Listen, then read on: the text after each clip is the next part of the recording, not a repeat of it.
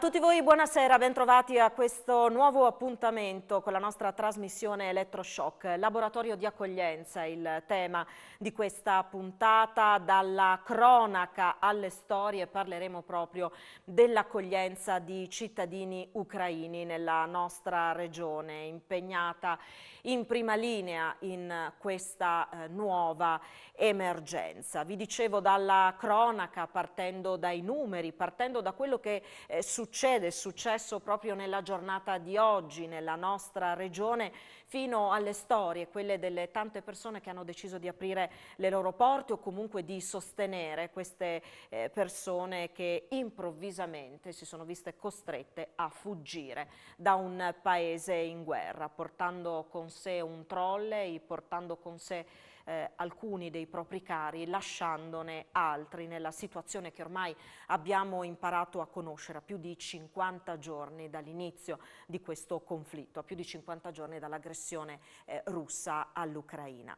Della cronaca e delle storie parleremo questa sera e lo faremo avendo in studio con noi, lo ringraziamo per la sua disponibilità e la sua presenza, il prefetto di Udine Massimo Marchesiello. Buonasera, grazie per essere tornato con noi. Grazie a voi per l'attenzione. Partiamo da quello che succede ai confini. I numeri di oggi parlano di 91.846 cittadini ucraini in fuga dal loro paese che sono entrati in Italia. Di questi oltre la metà, 51.000, sono passati attraverso il Friuli Venezia Giulia. Sono le grandi città di fatto la meta privilegiata per incontrare parenti, amici che vivono nelle grandi città. E poi ecco più nel dettaglio i numeri sul Friuli Venezia Giulia. Dicevamo i transiti sono stati 51.000, 26.000 attraverso Trieste, 20.000 su Udine, 5.000 su Gorizia. Solo una piccola parte di queste persone ha deciso di rimanere in Friuli Venezia Giulia. Sono 4.500 quelli attualmente accolti in tutto il Friuli Venezia Giulia, 1.945 per quanto riguarda la provincia di Udine. Partiamo da questi numeri, prefetto, perché inizialmente i transiti giornalieri erano importanti. Adesso la situazione com'è? No, sicuramente i transiti si sono dimezzati nelle ultime 2 settimane, poi l'evoluzione del conflitto è talmente strano e anomalo, ogni tanto momenti di speranza, ma sappiamo benissimo che sono persone che non vedono l'ora comunque di ritornare a casa, e giustamente. Noi abbiamo assistito appunto nelle prime settimane a transiti importanti di persone che poi si sono comunque riversate in altre regioni, non avendo grosse comunità dove avessero un riferimento. Però abbiamo sicuramente al momento 1/10 delle persone che sono nel nostro territorio sono sostanzialmente accolte in strutture messe a disposizione attraverso convenzioni tra la prefettura e gli enti gestori. Quindi rimangono tante persone fuori dal sistema di accoglienza pubblica e che al momento insistono su strutture, o meglio su una rete parentale e amicale. E quindi viene da sé la domanda: se non stanno arrivando, ci sono comunque persone che sono già sul nostro territorio e che quindi prima o poi vorranno avere un altro tipo di accoglienza. Siamo alle prese con un fenomeno nuovo, diverso, per quanto insomma il Friuli Venezia Giulia sia terra che da anni ormai gestisce, no, questi flussi. Abbiamo parlato per tanto tempo della rotta balcanica e credo che ne torneremo peraltro nuovamente a parlare. Questo abbiamo detto, questi cittadini ucraini sono diversi da questo punto di vista, scelgono loro di fatto dove andare, entrano nel nostro paese molto spesso perché qui hanno dei parenti che qui vivono, lavorano da diversi anni. È una situazione comunque diversa rispetto a quelle che questo territorio ha imparato in qualche maniera a gestire, nonostante anche su quel fronte insomma più volte abbiamo parlato di situazione d'emergenza. Sicuramente è una situazione di una complessità assoluta, perché appunto sono persone quindi che intanto non ci danno, tra virgolette, la certezza di rimanere su questo territorio, quindi anche inserimenti lavorativi piuttosto che scolastici possono essere così fluttuanti. E poi abbiamo comunque delle persone che, ripeto, cercheranno di tornare a casa.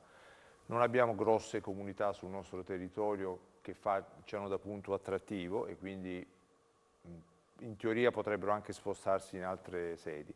Però ci sono anche quelli che, disperati, ce n'è successo, sono venuti non avendo proprio nessun tipo di riferimento. E ovviamente la prima porta d'ingresso in Italia è il Friuli Venezia Giulia, quindi sono rimasti su questo territorio.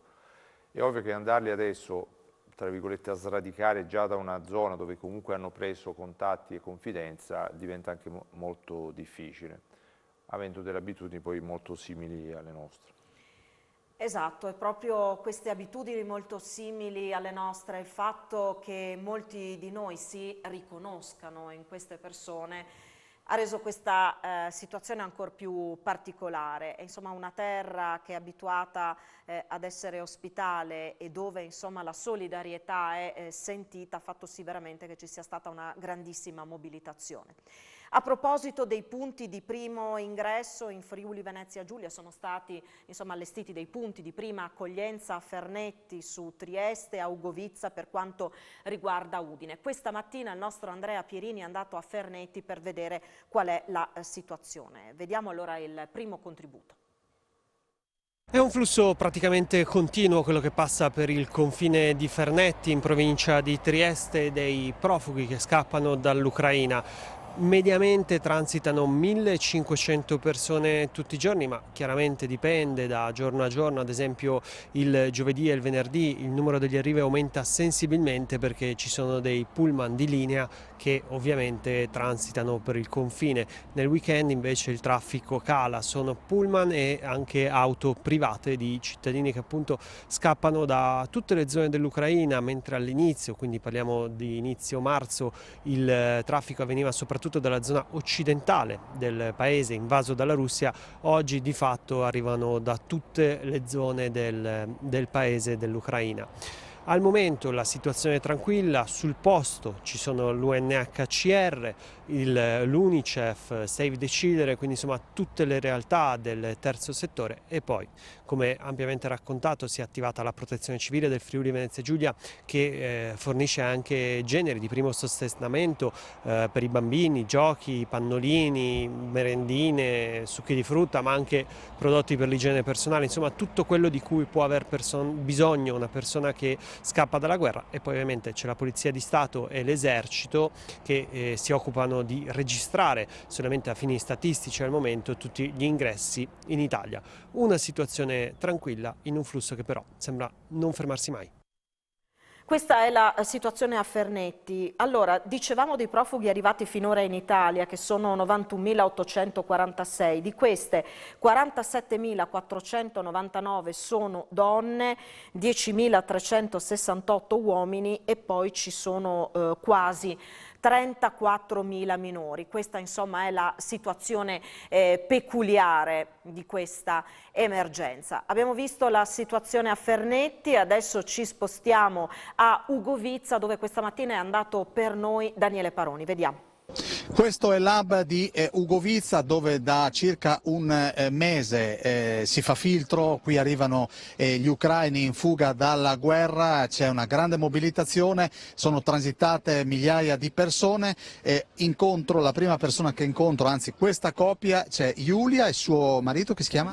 Serhi. Ecco, da dove arrivate? Da Leopoli. Che situazione c'è a Leopoli?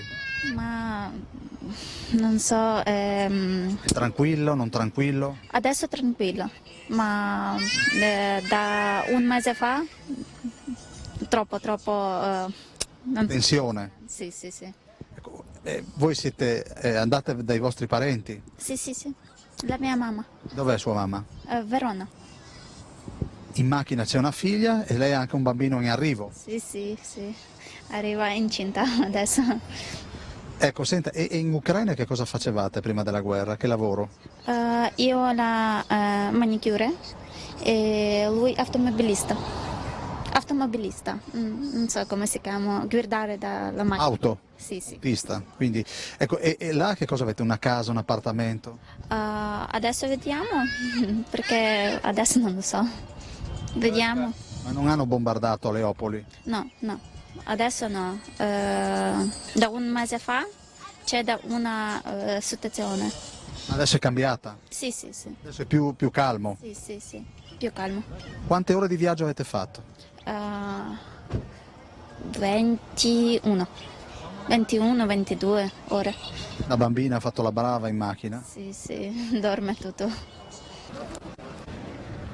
E adesso andiamo da Gianmarco Mattiussi, che è un funzionario della Protezione Civile del Friuli Venezia Giulia, e a lui chiediamo com'è l'accoglienza, che cosa succede quando arriva un'auto, un mezzo con degli ucraini a bordo. Buongiorno. Buongiorno. Allora, la prima cosa, quando arriva la macchina o corriere che sia, la polizia prende i documenti e controlla i vari dati. Dopo successivamente viene l'UNHCR che vede le loro problematiche. Dopo abbiamo noi come protezione civile, gli diamo la prima accoglienza, dove ci sono piccoli viveri, magari dei succhi, acqua, cose varie, e dopo ci sono gli assistenti sociali che vedono le loro problematiche, dopo c'è l'infermeria, che anche questi sono tutti volontari e seguono Senta Mattiussi, quanta gente è passata in queste settimane? Allora, lunedì avevamo visto sulla 360 persone, c'è stato un calo, oggi sembra che stanno aumentando, è già arrivata una corriera, ci sono una decina, quindicina di macchine già nella mattinata. Lei diceva lunedì 360 persone solo nella giornata di lunedì? Sì, solo nella giornata di lunedì. Quindi possiamo parlare di migliaia di persone da quando questo hub è stato aperto? Sì, sicuramente, perché all'inizio c'erano parecchie corriere, adesso c'è stato veramente un calo, c'era 1 o 2 corriere al giorno e adesso stanno riprendendo, ci hanno detto anche le varie persone che arrivano, ci hanno detto che stanno arrivando. Senta, le persone arrivano più di giorno o più di notte? Relativamente le corriere sono arrivate di notte, oggi è arrivata una in mattinata, però è in divenire, ogni giorno è diverso, non c'è una cosa logica ancora. Ecco, qui noi vediamo Protezione Civile, vediamo l'esercito, vediamo gli uomini della Polizia di Frontiera, quindi qui si fa filtro in varie fasi, quindi si procede all'identificazione di queste persone. Vedete dove c'è quel furgone, quell'ufficio mobile della Polizia, c'è quel mezzo dove ci sono appunto le persone che sono appena scese dai veicoli, e ci sono altre 2 o 3 auto provenienti dall'Ucraina in fila, ma ci sono realtà che arrivano anche da molto lontano, dalla Sicilia. Allora, lei si chiama? Sono Giovanni Cimino, il responsabile di protezione civile della nostra associazione Paceco Soccorso, è affiliata a ANPAS, quindi oggi qui è presente ANPAS Sicilia. Siamo venuti in 4 su richiesta del Dipartimento di Protezione Civile Nazionale e siamo qui come mediatori e anche soccorritori. Lavoriamo un po' come mediatori, un po' intratteniamo i bambini che molto spesso sono le persone più traumatizzate dalla guerra, quindi li intratteniamo con dei giochi, li facciamo parlare e molto spesso alla fine della conversazione ci abbracciano e questo è il regalo più bello che possiamo portare a casa. Ci fermiamo per la pubblicità, tra poco.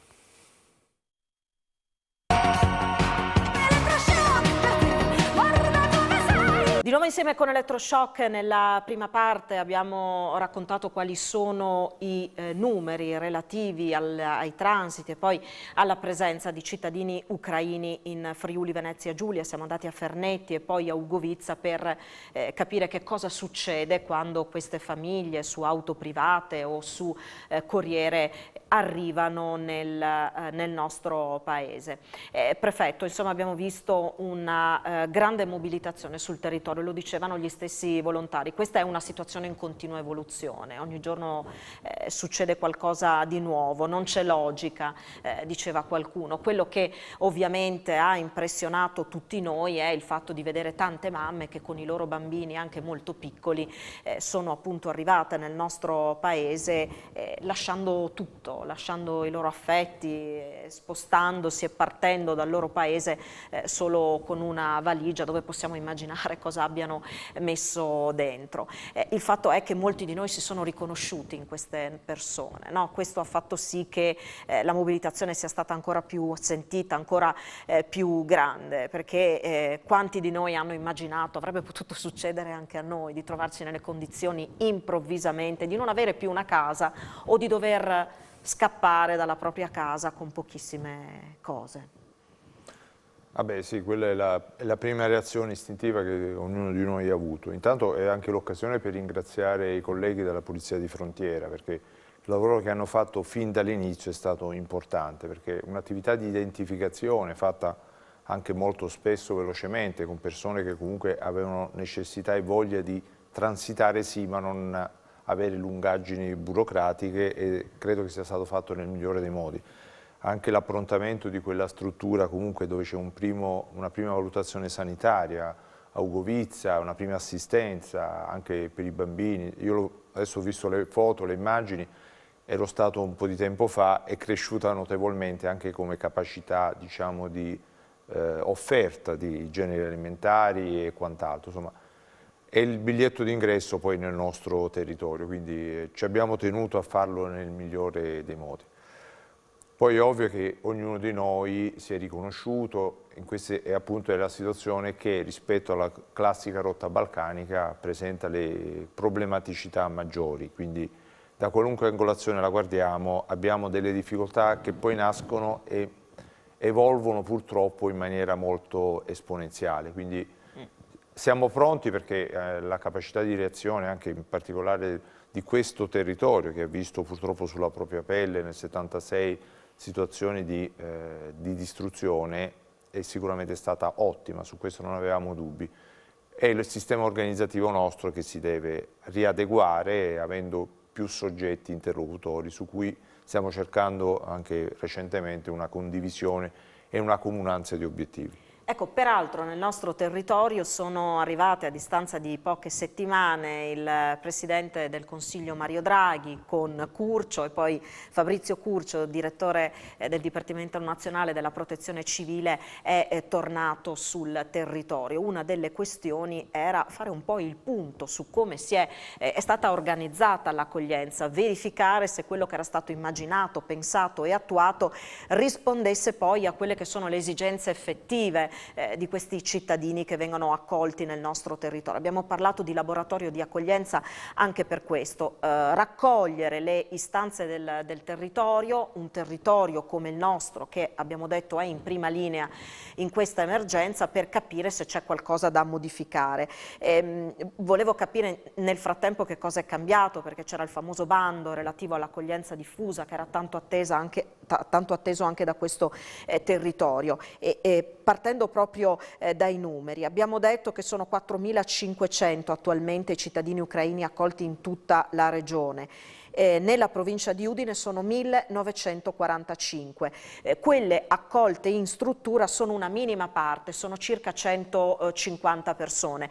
Questo significa che la gran parte fa affidamento su abitazioni di amici, di parenti, oppure messe a disposizione di conoscenti, di amici o parenti. È evidente che sono numeri importanti, ed è chiaro che se la permanenza si limita a qualche giorno, a qualche settimana, ci si riesce a organizzare.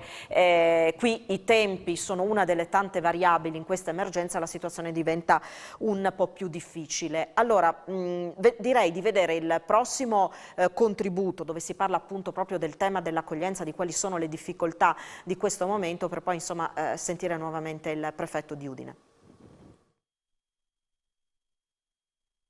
2 addirittura 3 famiglie che condividono piccoli alloggi, seconde case tuttora a disposizione ma che a breve dovranno essere liberate.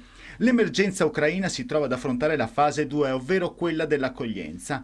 I posti da amici e parenti si sono infatti esauriti, ora servono spazi più grandi ed è questo l'appello dell'associazione Friuli Ucraina. Ci servono sì vari alloggi, in primis ci sono i gruppi numerosi, perché le donne che si sono lanciate in questo viaggio di speranza di solito fanno gruppo, si trovano 2 o 3 mamme insieme, è difficile anche dividerle perché si sentono perse, hanno già fatto il gruppo e cercano di aiutarsi tra di loro. E perciò noi anche adesso abbiamo in albergo di Meditor 6 persone, 2 mamme con 2 bambini, noi non le possiamo dividere. si sono aggrappate una ad altra e dobbiamo trovare un alloggio per 6 persone. Sono 140 i profughi a Udine. Il 24 si ritroveranno al Parco Brun per conoscersi, ma anche per lanciare un appello all'amministrazione e alle categorie produttive. Vogliamo lavorare. Vogliamo fare proprio questo primo censimento della gente con le loro competenze professionali e vedere come si può dare una mano a queste persone che prima cosa che chiedono di poter lavorare. Loro non vogliono essere mantenute, vogliono darsi da fare.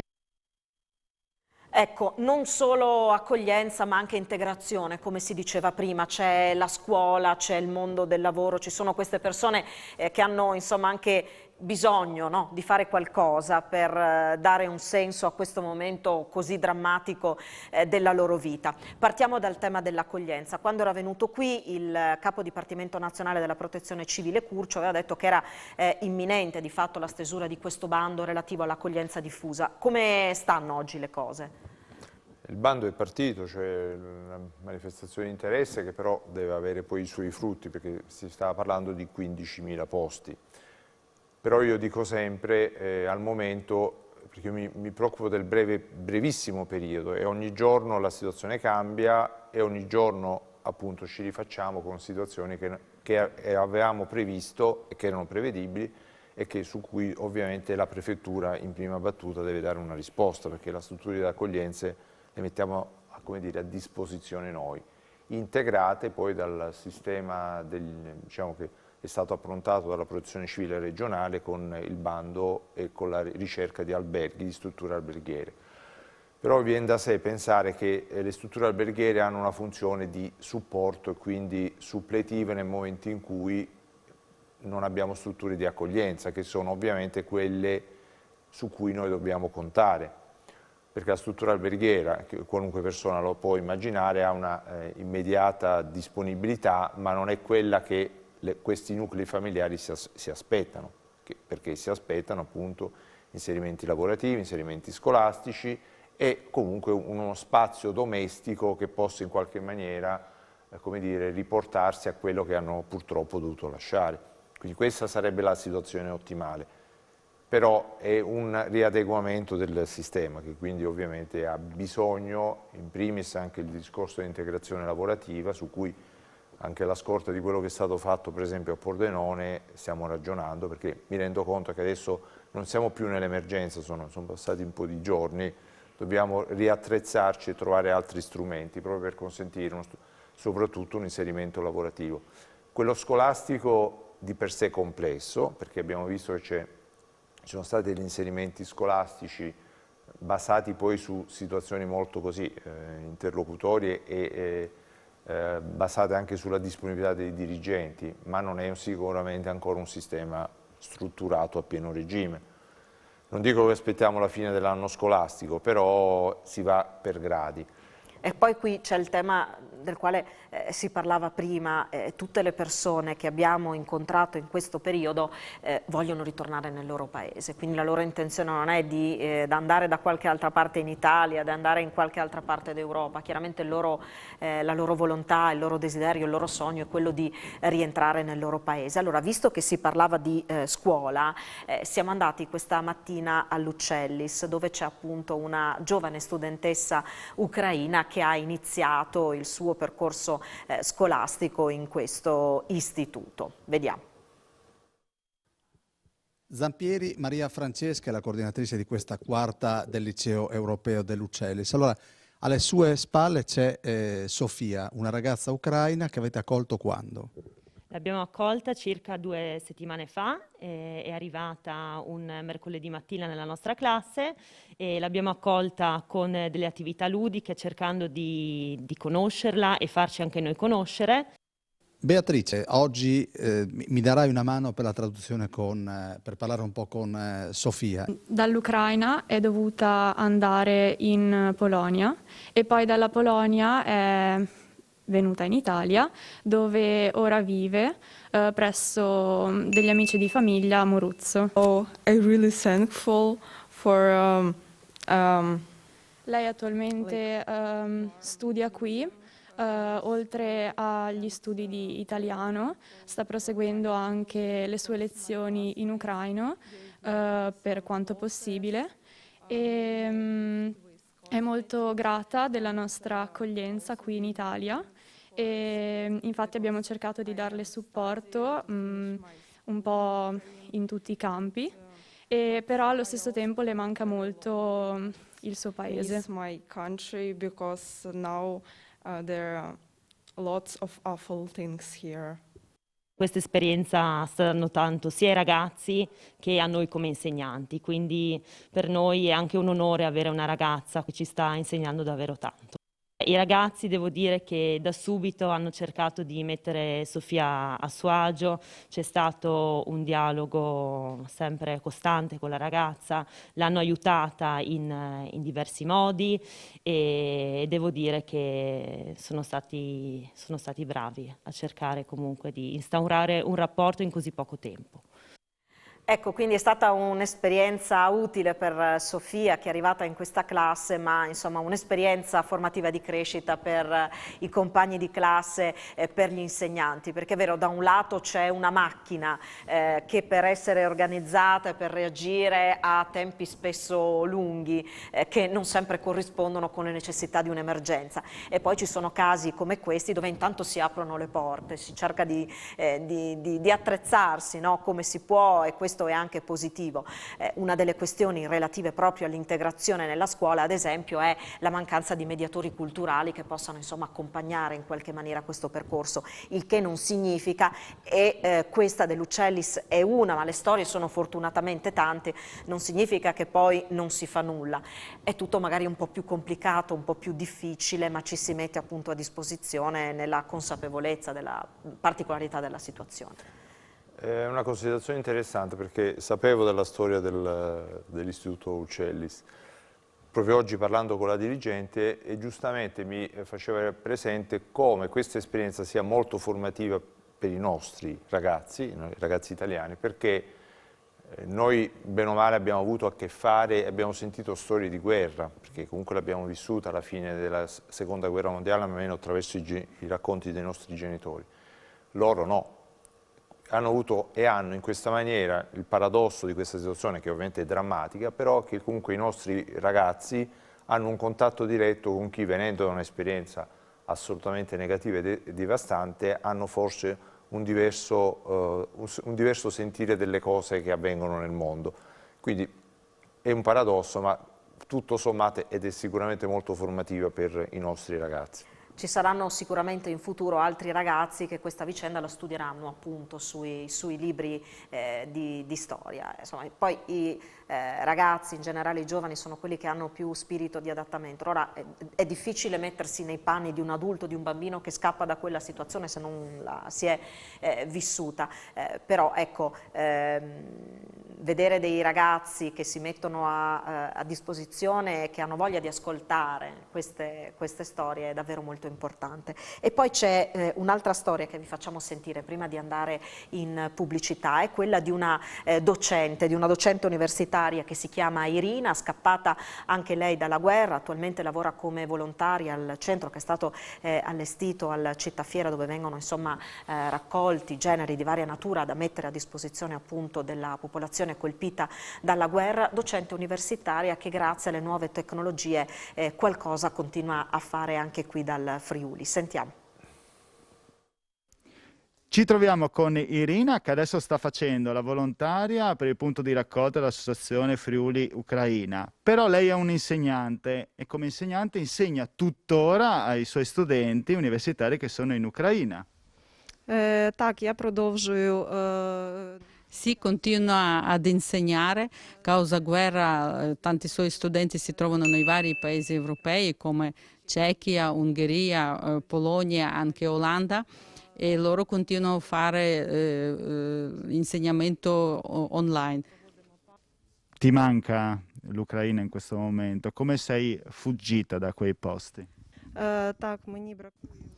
Sì, lei ha attraversato il confine con la mamma venuta qua solo con la mamma, ha lasciato il resto della famiglia lì e hanno attraversato il confine a piedi facendo la coda di 8 ore.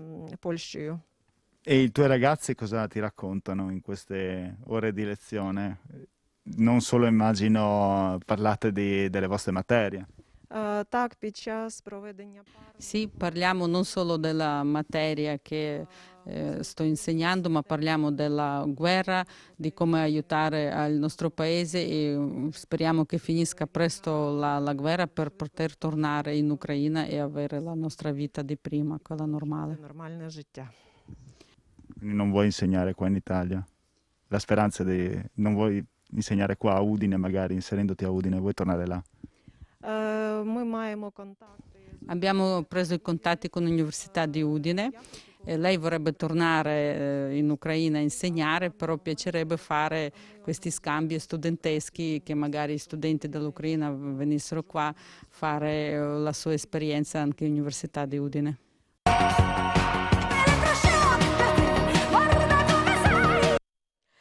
Di nuovo insieme con Elettroshock per raccontarvi storie di solidarietà, storie di accoglienza nel nostro territorio. Ritorno dal prefetto. Abbiamo detto dei tanti minori che sono arrivati nel nostro territorio. La maggior parte di questi bambini e ragazzini sono arrivati con le loro madri. I papà sono dovuti rimanere nel loro paese. Stiamo parlando in questo caso di minori accompagnati che arrivano appunto con un familiare. Ci sono già nel nostro territorio anche dei minori non accompagnati che sono stati insomma inseriti, che vengono accolti in questo territorio? Sì, al momento ne abbiamo una cinquantina che però sono stati affidati, perché ovviamente la procedura è stata attivata immediatamente dalla Polizia di Frontiera con l'affidamento e la richiesta al Tribunale dei minorenni di convalida dell'affidamento, quindi a una rete sempre amicale o soprattutto parentale, perché comunque ci sono dei parenti qui sul territorio. Quindi al momento abbiamo queste situazioni abbastanza controllate e comunque verificate, perché sappiamo benissimo che il brutto di questa vicenda è anche quella che sta dietro la tratta dei minori per motivi anche più abietti. E insomma vediamo anche quelle che sono le notizie che ci arrivano dalle città insomma, che sono in questo momento sotto assedio. C'è poi un'altra questione che riguarda altri minori non accompagnati che arriveranno anche loro in Italia. In questo caso si tratta di bambini che però non hanno dei parenti o degli amici che possano prendersi cura di loro. Stiamo parlando dei bambini che provengono dagli orfanotrofi dell'Ucraina. Questa sarà la prossima questione da affrontare. In qualche maniera c'è già una mobilitazione anche nel nostro territorio per cercare appunto di capire se c'è la possibilità di mettersi a disposizione, in che modo farlo. Nella nostra regione, in Friuli, ci sono tante famiglie che hanno attualmente bambini in affido. Alcune di queste si sono già messe a disposizione e poi ci sono dei nuovi percorsi che sono stati attivati attraverso i servizi sociali per verificare la disponibilità e naturalmente anche l'idoneità di altre famiglie eventualmente ad accogliere questi bambini. Sicuramente anche questa insomma sarà una situazione che richiederà grande attenzione, un ulteriore sforzo di solidarietà in questo territorio. Torniamo adesso a Tarvisio. Siamo stati prima a Ugovizza, in questo hub di prima accoglienza. Nei giorni scorsi eravamo andati a Tarvisio. In particolare avevamo sentito un imprenditore che sin da subito si era messo a disposizione per poter accogliere le persone che in qualche maniera richiedevano aiuto. Siamo tornati all'Hotel Il Cervo di Tarvisio per vedere come oggi la situazione. Tornando a quanto si diceva prima, la richiesta non è più o semplicemente quella di un posto dove dormire. Le nuove richieste riguardano appunto la possibilità di rendersi utili, di lavorare. Vediamo. Sono con Vito Anselmi, è un imprenditore storico della Val Canale, titolare del ristorante Il Cervo e del hotel Val Saisera, Hotel Saisera. Non è nuovo Anselmi ha gesti di generosità, anche se lo diciamo, lei non ama spettacolarizzare questa cosa, ma è cronaca. Un mese fa ci aveva raccontato che aveva ospitato degli ucraini, la guerra era appena iniziata, 45 giorni dopo, proprio alle nostre spalle c'è una famiglia con dei bambini. In un momento come questo penso che non si può rimanere insensibili a questo dramma, che noi lo viviamo per televisione, ma questa gente che abbiamo l'opportunità di incontrare, di ospitare qualche volta, e invece vengono da quella terra da dove sono stati cacciati, da dove sono dovuti fuggire, per cui non ritengo di fare niente, assolutamente niente di più di quello che ogni essere umano in questo momento dovrebbe fare, no? Trovandosi di fronte a queste situazioni. Potevo dire che ci sono delle persone qui in struttura? Io sì, mi è stato più volte richiesto di ospitare persone che passavano di notte, non avevano dove passare la notte e li abbiamo ospitati. Ripeto, questo è sempre il minimo che si possa fare.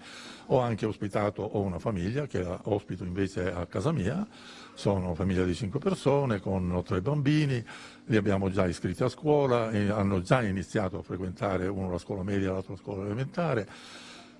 Al papà che è ingegnere meccanico abbiamo un'industria del posto, abbiamo fatto fare un colloquio e lo assumeranno presto come operaio anche se è ingegnere meccanico. Cioè, cerchiamo di dare una spinta perché possa questa gente ricominciare il cammino della loro vita, no? La famiglia che ospito io viene da Mariupol e sappiamo tutti che cosa accade a Mariupol, no? Per cui, sinceramente, non voglio che si faccia pubblicità su queste cose, che sono cose che è giusto che si facciano e basta, insomma, non nel silenzio più assoluto. Senta Anselmi, queste persone, li vediamo, adesso stanno bevendo, un bambino sta giocando con il telefonino della mamma, ci sono 2 succhi di frutta, forse mangeranno una pizzetta, non pretendono niente, che cosa chiedono? Queste persone sono ospiti, mi dicono, a Pagnacco, io l'ho conosciuto in questo istante, mi hanno telefonato tramite una persona di loro conoscenza che volevano fare un colloquio qui con noi per vedere che possibilità di lavoro c'erano, ecco, sono appena arrivati, non mi sono seduto ancora con loro, intanto gli facciamo prendere qualche cosa e valutiamo, vediamo un po' se è possibile anche a loro dargli un punto di appoggio per ricominciare la vita, insomma.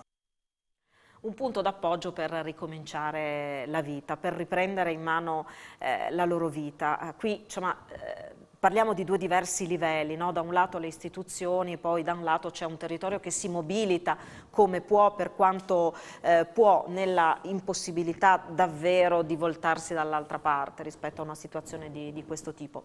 C'è il tema del lavoro che ritorna, no? Con frequenza. Ecco, rispetto a questo ne accennava già prima. Che prospettive concretamente ci possono essere?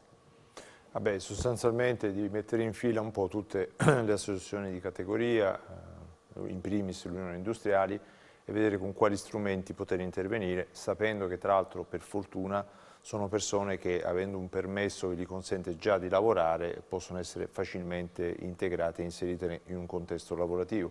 Tra l'altro spesso e volentieri sono persone che hanno già delle professionalità elevate e quindi è il caso anche di, vista la carenza a volte di manodopera a livello nazionale, di poterli integrare. Lo stesso discorso ovviamente varrebbe per l'integrazione scolastica.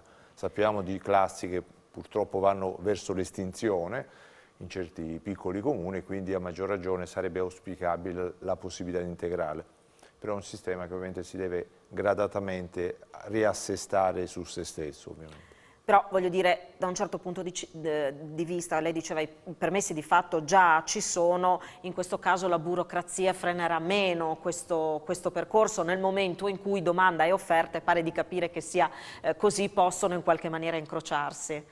Sì, questo è sicuramente una grande possibilità. Si tratta veramente, ripeto, a distanza di 1 mese e mezzo dall'inizio dell'emergenza, di far riassestare il sistema, anche quello lavorativo, su nuove soluzioni, su nuove domande di lavoro. E allora, a proposito di persone che si mettono a disposizione, che danno una mano, abbiamo insomma, parlato ampiamente della protezione civile. Anche questa volta, a fronte di una chiamata, in tanti si sono subito messi a disposizione, per quanto la situazione fosse diversa dalle emergenze già affrontate in passato. Sappiamo che qui sul territorio, a fronte di una chiamata, si prende, si parte e si va laddove c'è bisogno. Questa volta però appunto in un contesto molto diverso. Ci sono diversi volontari della Protezione Civile regionale che sono partiti per una missione in Slovacchia, dove è stato allestito un campo con 250 posti letto. Tra i volontari partiti dal Friuli appunto per andare in Slovacchia c'è anche un giovane di 18 anni che ha appunto deciso di partire, peraltro con un'esperienza particolare alle spalle. Ha fatto il servizio civile in protezione civile e ha scoperto insomma che quella poteva essere la sua strada. Vediamo il contributo. Andrea Miani è uno dei più giovani volontari ad essere partito con la protezione civile per allestire il campo di accoglienza di Michalovce sul confine tra Slovacchia e Ucraina. Per il 19enne di Cividale una doppia emozione: l'essere stato selezionato dalla sala operativa regionale per questo compito e l'aver partecipato alla propria prima spedizione all'estero come volontario. È stata una bellissima esperienza, è stata abbastanza faticoso perché abbiamo creato 240 posti letto più un tendone mensa con anche una cucina portatile, e anche come container abbiamo portato docce, bagni e un generatore. Qual era l'atmosfera che si viveva nel campo? Attraverso anche quello che ci raccontavano i pompieri o la protezione civile slovacca abbiamo capito che la situazione era abbastanza critica, infatti avevano molto traffico di gente, cercavano di scappare, andare il più lontano possibile, si fermavano per 1, 2, 3 notti. L'atmosfera nei nostri confronti era abbastanza quella di gratitudine, in quanto anche la protezione civile slovacca non è dotata degli stessi mezzi di cui siamo dotati noi. Hanno imparato un'importantissima lezione su come allestire, soprattutto su di cosa hanno bisogno. Sono grato alla protezione civile per avermi dato questa opportunità. Ero disponibile, avevo tempo libero, per cui non vedevo perché non andare. Il volontariato comunque dipende dalla persona, dipende dalla disponibilità e dipende da quanta voglia si ha di fare.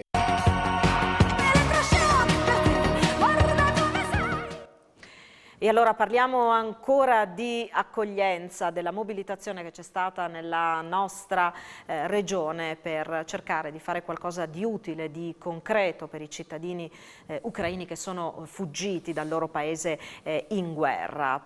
Parliamo anche del mondo dello sport, anch'esso si è messo a disposizione in modi, in forme diverse. Vi raccontiamo adesso la storia, l'esempio dell'Associazione Pugilistica Udinese che ha accolto pochi giorni fa un gruppo di ragazzi ucraini. C'è una tradizione molto importante in questo paese sul fronte del pugilato e effettivamente questi ragazzi si stanno dimostrando particolarmente talentuosi, come ci racconta il presidente dell'associazione Leonardo Zalateu, che è stato intervistato dalla nostra Alexis Sabot. La nostra abbiamo sempre avuto una politica comunque molto aperta, nel senso che siamo molto aperti anche all'integrazione, cioè, crediamo che lo sport è in condivisione con i principi insomma, dello sport stesso, ma anche del comune, e con l'assessore ne abbiamo parlato tante volte. Abbiamo un sacco di ragazzi nostrani ma anche stranieri che ormai sono naturalizzati udinesi e che sono veramente, veramente attenti al rispetto delle regole, che è un po' quello che chiede il pugilato. In particolare stiamo ospitando un gruppo di ragazzini, chiamo ragazzini, sembra 13enni ucraini, che sono qui temporaneamente per motivi insomma, che tutti sappiamo. Con piacere li abbiamo ospitati e si stanno dimostrando degli atleti straordinari, perché ovviamente la scuola diciamo, ucraina di pugilato è una scuola ancora più radicata rispetto a quella italiana, ed è veramente un piacere averli e condividere con loro questi momenti, perché fa parte proprio dello sport. Ecco. Ecco, un intero sistema che si mobilita. Prefetto, quali sono i prossimi step, quali sono le prossime questioni da affrontare su questo territorio? Ma sicuramente l'integrazione lavorativa, questo rimane un nodo importante che poi ci può risolvere tante situazioni. Sapete anche che c'è la possibilità, prossimamente di avere un contributo diretto in base all'ultima ordinanza del commissario Curcio, però è un sistema che vale, perché vale comunque per 3 mesi, ma se sono persone che vogliono veramente radicarsi nel nostro territorio dobbiamo agevolarli in questo senso. Dobbiamo creare le premesse perché si ricostituisca in questo territorio quello che purtroppo hanno dovuto lasciare, ovviamente con una prospettiva di una guerra di cui ancora non vediamo la fine. Di cui non vediamo la fine, di cui non capiamo purtroppo tante cose. C'è però appunto la necessità di fare qualcosa di concreto e di utile per queste persone. Abbiamo detto qui le variabili purtroppo sono molte, alcune impazzite nel vero senso della parola, però questa è la situazione che ci si trova a gestire. Diciamo che negli ultimi tempi di emergenze purtroppo se ne gestite tante e alcune delle quali concomitanti. Dicevo in apertura anche della rotta balcanica che per un po' abbiamo in qualche maniera messo da parte a fronte di questa nuova emergenza, però c'è da immaginare che riprenda anche questa rotta balcanica, se non probabilmente già ripresa. Com'è la situazione da questo punto di vista? No, la situazione coi numeri è abbastanza tranquillizzante. È ovvio che abbiamo sempre detto di non creiamo sovrapposizioni di strutture di accoglienza, col concetto base che ovviamente le persone che arrivano dalla rotta balcanica sono persone che comunque rimarranno sul nostro territorio o piuttosto sono destinati in altri paesi europei, ma che non hanno bisogno di una aggregazione e di una ambientazione domestica che è quella invece di nuclei familiari, quindi una sistemazione sicuramente più semplice. Io dico sempre che è più semplice purtroppo gestire la rotta balcanica perché hai comunque dei numeri sì a volte importanti, ma li riesci a gestire avendo unicità e una tipologia molto classica di persone. Questa è una situazione assolutamente complessa su cui veramente il sistema deve provare a dare delle risposte in maniera sincrona. Il territorio come sta reagendo? In particolare le chiedo, c'è un messaggio che vuole lanciare a tutti, agli imprenditori, ai cittadini di questa regione per far sì che insomma questa esperienza, mi viene difficile dire vada a buon fine, però insomma alla fine si traduca davvero in un arricchimento per tutti e nella possibilità appunto di dare nuove prospettive e un po' di speranza a queste persone? No, riprendendo il nome della trasmissione, è stato uno shock, è uno shock importante che può avere anche degli effetti benefici, perché comunque il sistema si è dimostrato pronto, almeno come spontaneità di iniziative, a rispondere. Siamo noi che forse siamo un po' in ritardo, dobbiamo essere un po' più sincroni, dico sempre. Però questa è una traccia che sicuramente rimarrà, quindi purtroppo, come anche la pandemia, ha i suoi effetti positivi. Però si tratta ovviamente di gestirla nel migliore dei modi e sicuramente di adeguare il sistema a queste esigenze e soprattutto a questa spontaneità di iniziative che a volte, soprattutto nella prima fase, era incontrollabile. Abbiamo avuto raccolta di generi alimentari che però diventavano più complicati da gestire, da stoccare, che da poi far mettere a disposizione. In questo momento sicuramente le raccolte di soldi, quindi le forme di solidarietà con i soldi, sono quelle più utili e più importanti. Ecco. Abbiamo visto in questo periodo davvero una grandissima mobilitazione, tantissimi si sono dati da fare per raccogliere generi alimentari, questo è successo nei supermercati, è successo nelle varie sedi delle protezioni civili del territorio, ci sono stati tanti bambini che hanno raccolto i loro giocattoli per metterli a disposizione di loro coetanei con un gesto sincero, spontaneo come sono quelli appunto dei bambini. C'è un'ultima storia che vi raccontiamo questa sera ed è quella quella del portiere friulano dell'Empoli, Guglielmo Vicario, che assieme ai suoi genitori che vivono proprio qui a Udine ha ospitato, sta ospitando Anna e Milan. Sono madre e figlio, sono scappati da Dnipro, là è rimasto ovviamente il papà e il marito di Anna. Per Guglielmo, Milan è diventato, insomma così ha raccontato, il fratello minore che non ha mai avuto. Ad accomunare i due c'è anche una passione, naturalmente quella del calcio. Allora, se il ragazzino ucraino è stato accolto al Bearzi di Udine in una squadra, c'è adesso un ulteriore capitolo di questa storia che speriamo di potervi raccontare, perché sabato il ragazzino ucraino sarà allo stadio Friuli proprio per la partita tra Udinese e Empoli, la squadra dove gioca appunto Guglielmo Vicario, e quindi insomma tutti aspettiamo di vederli finalmente insieme. Vediamo quest'ultima storia. Una storia di solidarietà, ma anche di amicizia. Oltre alla differenza di età, di lingua e di provenienza, tra Guglielmo Vicario e Milan è nato un rapporto speciale, dopo la scelta della famiglia del portiere dell'Empoli di ospitare il piccolo e la mamma Anna in fuga dall'Ucraina nella loro casa udinese. Ho provato ad immedesimarmi nella situazione sua di un ragazzino che ha 11 anni ed è completamente cosciente di quello che sta succedendo, ma sono situazioni in cui è difficile, se non quasi impossibile, mettersi dall'altro lato. Monica, come stanno andando questi giorni? Ogni giorno c'è una novità, un altro piccolo tassello.